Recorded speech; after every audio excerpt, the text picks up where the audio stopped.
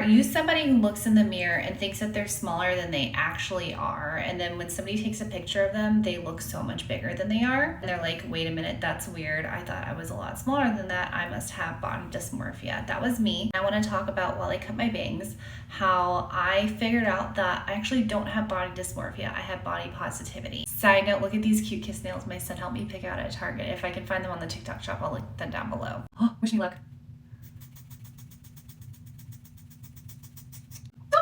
Kind of uneven, but I think I like it. I'm almost 100 pounds smaller than I was during my first pregnancy.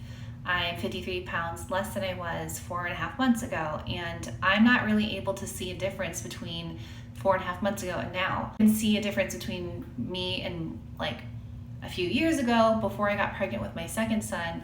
And I think that's because that was a time where I was unhappy with my body. But 4.5 months ago, when I first started this journey specifically of going gluten and dairy free again after my second son was born, I loved my body the way that it was.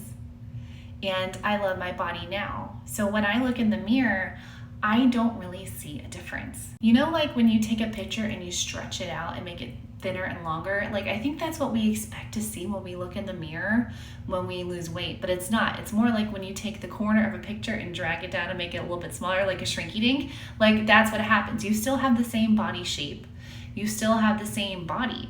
It's just smaller than it was. As long as you loved your body when you were bigger, you're going to love your body when you're smaller. I feel like I was being led to talk about body dysmorphia because society wants us to hate our bigger bodies and love our smaller bodies. I felt like I had body dysmorphia because I'm like, wait, am I not supposed to see something different in the mirror 4.5 months ago when I was over 50 pounds heavier? Because I don't see that much of a difference.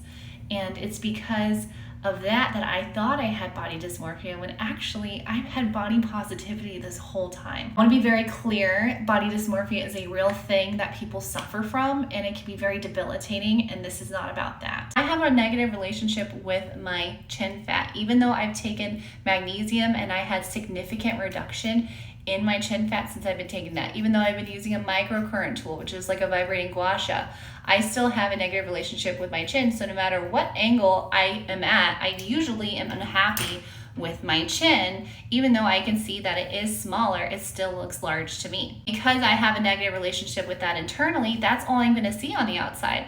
So wouldn't it make sense that if I have a loving relationship with other parts of my body, that it doesn't matter how big or small I am on the scale, I'm still going to see the same body. It's my relationship with my body that I see, not the tangible thing that other people see. God puts in us what other people are going to perceive of us no matter what. God is going to give us the tools we need to look at ourselves the way we should look at ourselves, and it's up to us to embrace that. So perception is our reality. We are the ones who are going to perceive others how we're going to perceive others. It doesn't really matter what society thinks in regards to what our body looks like, what we look like with our own eyes and our own loving eyes about our own body. That's what matters. Bangs from home, nails from home, hair, leave to the professionals. So let me know your thoughts below. Did this help you in any way? My name is Heather Spirit. I talk about boho vintage, PCOS wellness, mind, body, spirit, spiritual content. Let me know your thoughts below, and I'll see you next time.